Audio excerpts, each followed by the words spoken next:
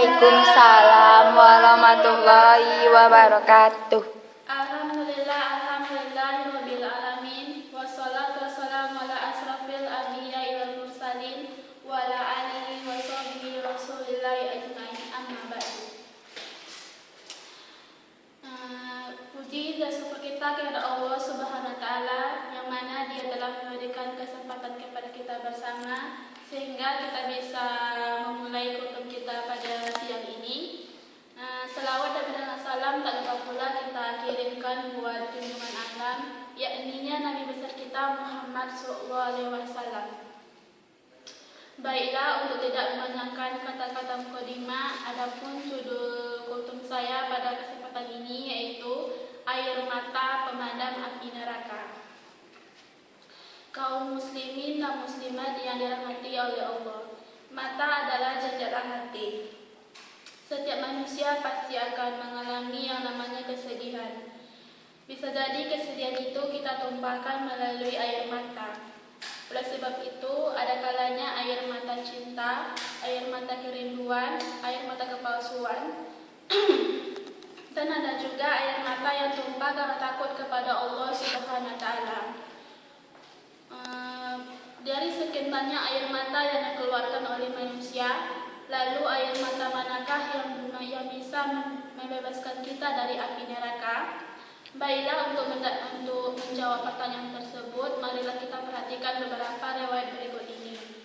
Rasulullah SAW pernah bersabda, diharamkan masuk neraka orang-orang yang menangisi dosa-dosanya karena takut kepada Allah Subhanahu wa taala. Begitu besarnya manfaat air mata kita yang keluar karena takut kepada Allah Subhanahu wa taala. Dan juga Allah telah berfirman dalam surat Al-Jathiyah ayat 28 sebagaimana berbunyi, Bismillahirrahmanirrahim. Wa tara kulla ummatin jasiyah kullu ummatin tud'a ila kitabiha al-yawma tujzauna ma kuntum ta'lamun. Artinya, kamu lihat pada hari itu setiap umat berlutut yang merangkak pada lututnya. Tiap-tiap umat diseru kepada buku amalannya, dikatakan kepadanya, pada hari ini kamu dibalasi menurut apa-apa yang telah kau ajarkan. Surat Al-Jathiyah ayat 28. Dan pada zaman dahulu, pada akhirat ada seorang hamba yang didatangkan pada amal perbuatannya. Ketika amal perbuatannya ditimbang, ternyata amal keburukannya lebih berat daripada amal kebaikannya. Lalu sehelai bulu matanya mengadukan pembelaan seraya berkata, "Ya, wahai Allah, sesungguhnya Rasulmu pernah bersabda, tidak akan masuk neraka umatmu yang menangisi dosa-dosanya karena takut kepada Allah.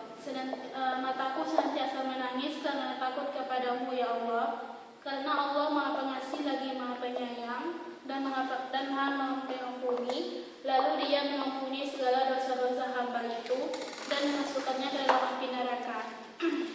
Lalu Allah Subhanahu wa taala memerintahkan kepada malaikat Jibril untuk mengumumkan suatu, yaitu telah selamat fulan bin fulan sebab selai rambut. Dan pada hari kiamat nanti akan didatangkan api neraka jahanam yang bergejolak-gejolak untuk menyiksa umat-umat yang kafir. Pada saat itu semua manusia disibukkan dengan pekerjaan masing-masing, termasuk para nabi, kecuali Nabi kita Muhammad SAW. Ketika mereka diminta pertanggungjawaban, nabi-nabi itu hanya mengatakan nafsi, nafsi, artinya sendiri-sendiri, kecuali Nabi Muhammad SAW. Beliau terus berjuang untuk menyelamatkan umatnya dan selalu mencari umatnya. Ketika api neraka jahanam hendak bergejolak menyambar umatnya Nabi Muhammad, lalu malaikat Jibril mengatakan kepada Rasulullah, "Wahai Rasulullah, api neraka itu menuju umatmu seraya membawa semangkok air." Lalu Nabi Muhammad SAW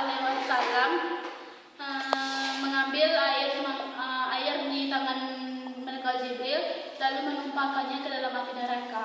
Ketika api neraka itu padam, lalu Muhammad SAW bertanya kepada malaikat Jibril, "Wahai malaikat Jibril, air mata apakah itu?" Lalu malaikat Jibril menjawabnya, "Wahai ya Rasulullah, itu adalah air mata umatmu yang menangisi dosa-dosanya." Kaum muslimin dan muslimat yang dirahmati oleh Allah, begitu besarnya manfaat air mata kita yang keluar karena takut kepada Allah Subhanahu wa taala. Untuk itu marilah kita bersama-sama menangisi dosa-dosa kita, dosa-dosa yang telah kita perbuat pada sekarang ini atau yang belum kita perbuat. Saya harapkan kita juga minta ampun kepada Allah Subhanahu wa taala atas semua dosa-dosa kita itu.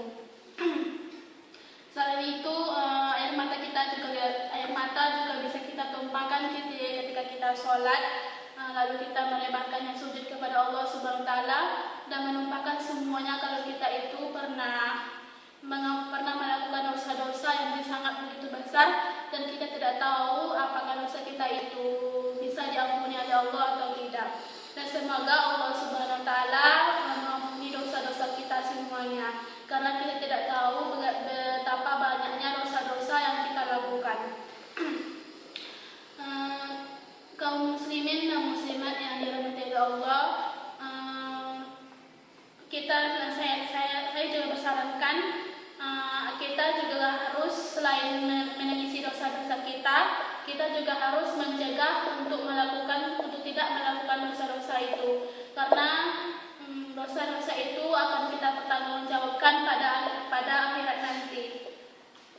Itulah yang dapat saya sampaikan, lebih dan kurang saya mohon maaf. Wabillahi taufiq hidayah. Wassalamualaikum warahmatullahi wabarakatuh. Waalaikumsalam warahmatullahi wabarakatuh.